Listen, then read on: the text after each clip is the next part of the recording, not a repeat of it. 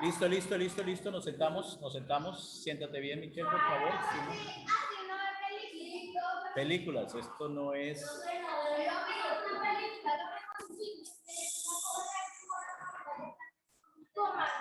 Simón, si quieres siéntate allá atrás.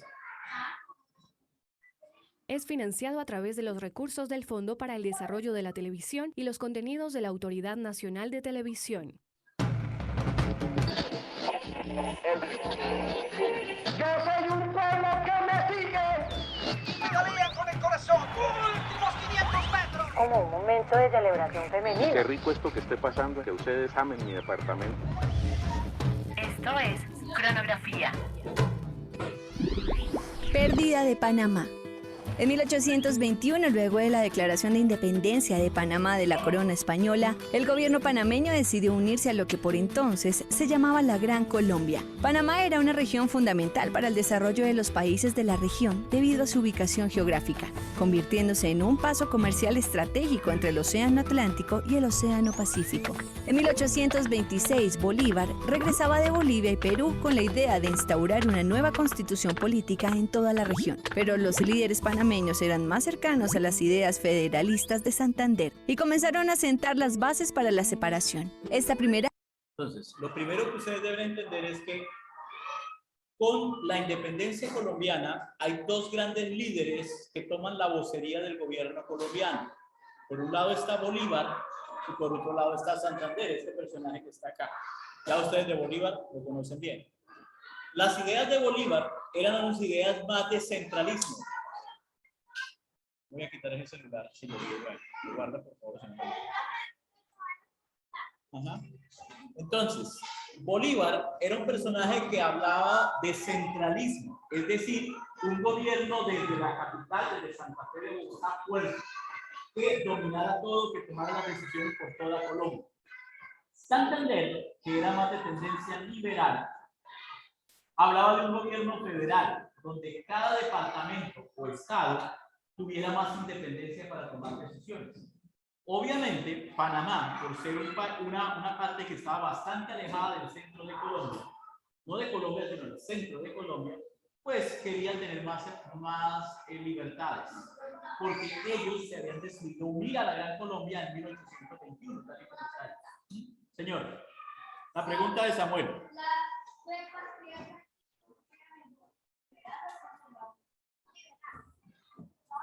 Para nosotros, para mí, quizás para otros tengan otra idea, para mí, sí, para mí que soy un defensor de la libertad, siempre será mejor las ideas, no la aplicación, las ideas del Partido Liberal, porque es que hay una diferencia grande entre las ideas y la aplicación de las mismas, ¿sí? La mayoría de ideas son buenas. ¿Nos sentamos bien, por favor? La mayoría de las ideas de las diferentes corrientes políticas son buenas. El problema está en que la gente las dice cómo se deben aplicar y empieza el problema. Por ejemplo, el comunismo habla de que todo el mundo debe tener igual oportunidades, más o menos las mismas cosas, el mismo tipo de casa, el mismo carro y todo eso. Eso en teoría no es tan malo. El problema es que los que dirigen dicen, sí, lo mismo para ellos, pero para nosotros sí mejores cosas. Entonces no hay igualdad. ¿Sí ven? La teoría dice una cosa, la práctica es otra muy diferente. Entonces uno a veces dice, sí, aquí que todo el mundo opine, sea libre para opinar, pero si su opinión me afecta a mí, entonces lo callo. Entonces hay diferencia entre la teoría y la realidad que se aplica. Imagínense que yo digo acá, yo les digo acá, chicos, ustedes tienen la posibilidad de opinar lo que sea, pero si no me gusta la opinión de Simón, le pongo cero. Claro que no, ¿sí? O yo digo, si no me gusta lo que opine Michelle, entonces le voy a poner una evaluación más difícil. ¿Hay libertad? Teóricamente sí. En teoría, supuestamente libertad porque la estoy dejando hablar. Pero si yo cohibo o trato de ejercer mi poder, de tener mi poder para decir no hable Michelle, entonces en teoría hay libertad, pero en la práctica no, y eso es lo que pasa en países como Colombia, Cuba, Venezuela.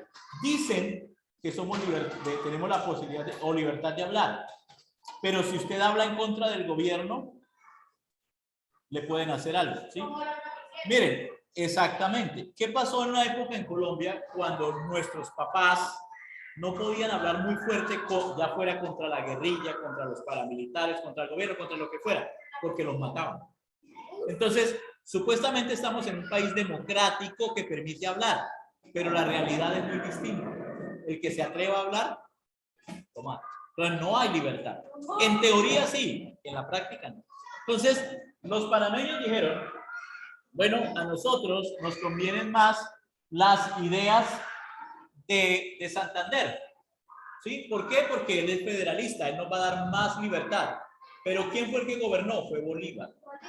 ¿Sí? Y Bolívar fue un poco más centralista. Solamente que Bolívar muere, estamos hablando de 1826, 4 años después. Y el gobierno, 1830. Y el gobierno pasa a manos de Santander. Vamos a seguir entonces escuchando.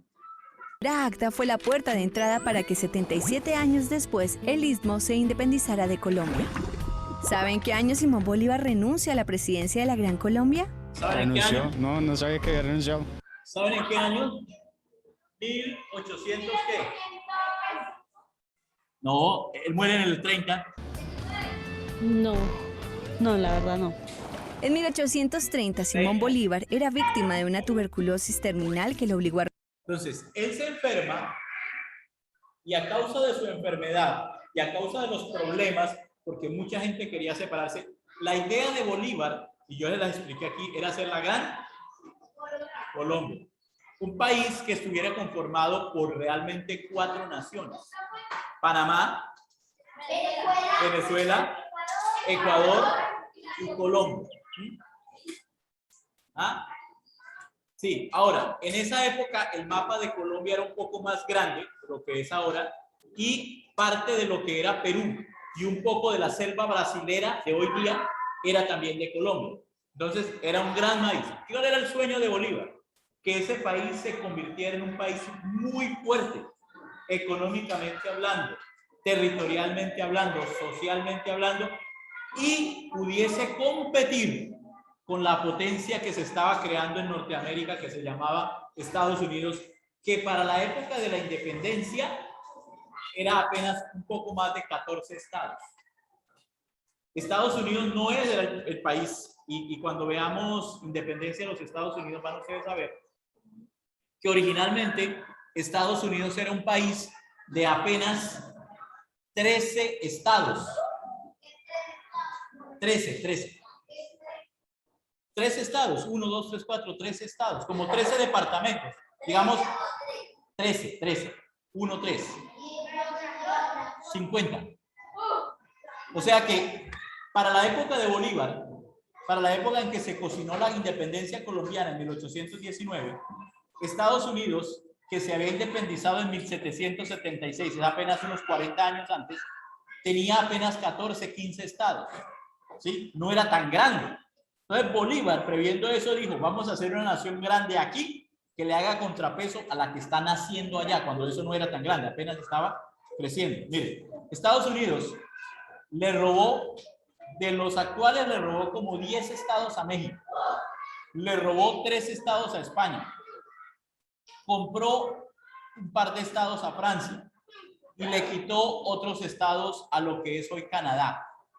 Entonces, en total, ahora, hay 2 estados que están fuera de Estados Unidos. Alaska y Hawái. Alaska y Hawái. Alaska está en el norte de Canadá y Hawái está en la mitad del Pacífico, más cerca a Australia que a Estados Unidos. Qué bien. Allá hace mucho frío, por cierto. Sí, entonces, en 1830, Bolívar renuncia a seguir siendo presidente de la Gran Colombia y se disuelve, desafortunadamente, por la enfermedad y por los problemas políticos. A renunciar a la presidencia y que dejó a la Gran Colombia en un estado de desequilibrio político y gubernamental, aprovechado. ¿En qué año se disuelve la Gran Colombia? Para que no le pase lo que le están pasando a esos entrevistados. ¿En qué año? 1830, que coincide también con la muerte de Bolívar. Bolívar muere en noviembre de ese año en Santa Marta, en la quinta de San Pedro, Alejandrino en Santa Marta. No, la quinta, una casa muy bonita que hay allá en Santa Marta. Cuando vayan a Santa Marta, no les olviden ir a visitar esa quinta. Y allá les cuentan la historia de dónde murió Bolívar. Además de ir a la playa, también van allá. ¿Ah?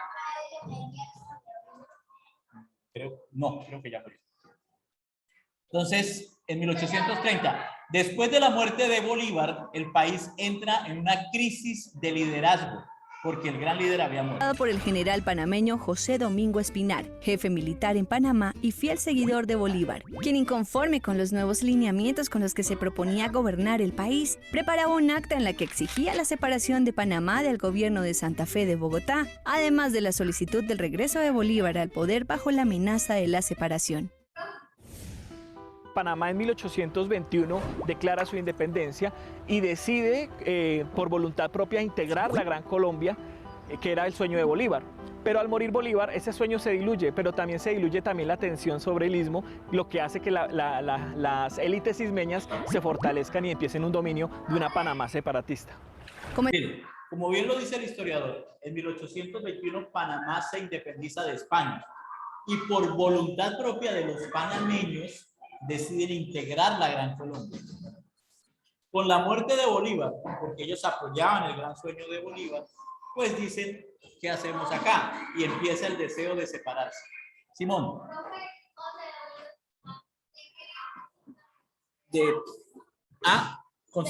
Más de tendencia conservadora. Lo que pasa es que en la época de Bolívar no existía todavía el Partido Liberal o el Partido Conservador.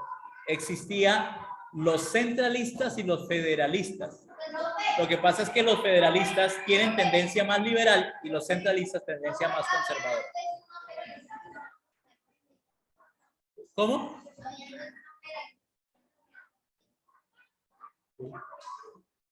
Simón, por favor, hazte un ladito porque estás interrumpiendo ya mucho si quieres, siéntate más atrás. ¿Listo? ¿Listo? Seguimos.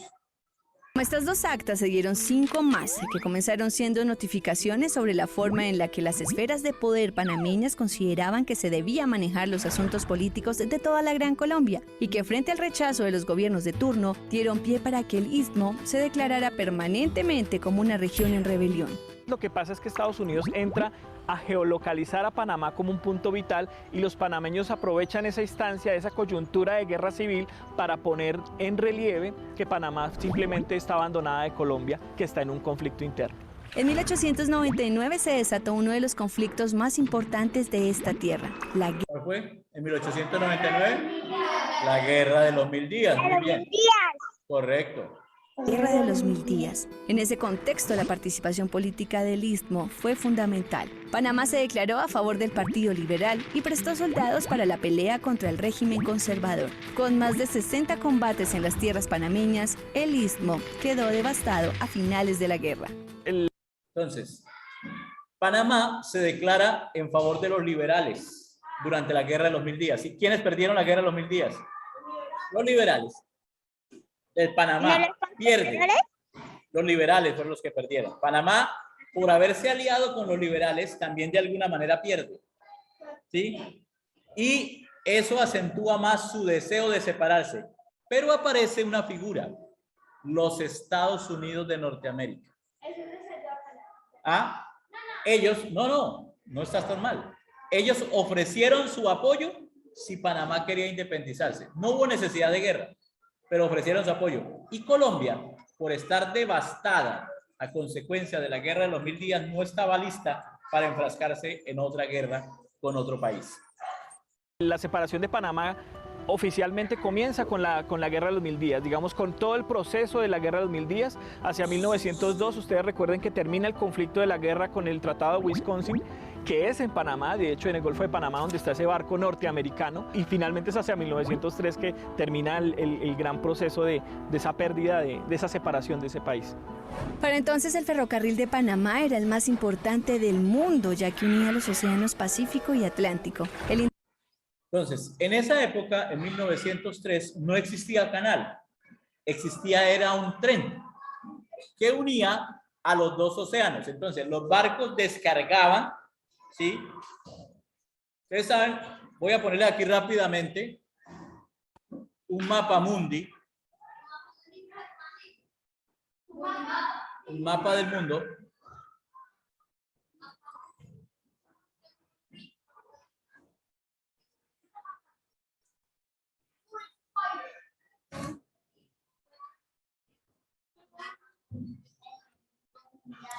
Entonces, voy a compartirles este rápidamente. Si ustedes miran, por favor. Profe, quedan 2 minutos. Miren, si ustedes miran este mapa acá, se darán cuenta que para poder mantener el comercio entre el mundo entero es fundamental el apoyo de Panamá o el cruce por Panamá. Miren. Imagínense que usted tenga que venir aquí desde España y venir aquí a la costa oeste de Estados Unidos. Le toca dos cosas, o darse la vuelta por toda esta región, miren, por acá, por acá, por acá, por acá, por acá, dar la vuelta. Profe, falta menos de 1 minuto, ya las clases se han acabado a las 10:15. Sí. Sí, profe. O venirse por acá, darle la vuelta a toda Sudamérica, volver a subir y llegar hasta acá. ¿Qué tan fácil? Estamos hablando de una época donde apenas existían trenes y barcos. ¿Qué tan fácil es diferente venirse aquí por España, llegar acá a Panamá, cruzar el canal y regresar? ¿Sí ven cuánto terreno se ahorraría? Entonces, en esa época acá era un tren que cruzaba las mercancías de un lado a otro para que los barcos no tuvieran que hacer esa vuelta tan impresionante. Muy bien. Profe, ya son las 10:15. Sí. Nos vemos en la siguiente clase. Dajian, bienvenida. Qué bueno que estés con nosotros aquí. Bueno, profe, chao. Espero el próximo Chao, profe. Goodbye. Bye, Chao, bye. profe. También. Adiós. Chao, profe, que Dios lo bendiga. Gracias. Estaba hablando con el micrófono apagado. Ya, bebé. Chao, chao, hermano. Chao, profe. Chao. Chao, profe. Deje de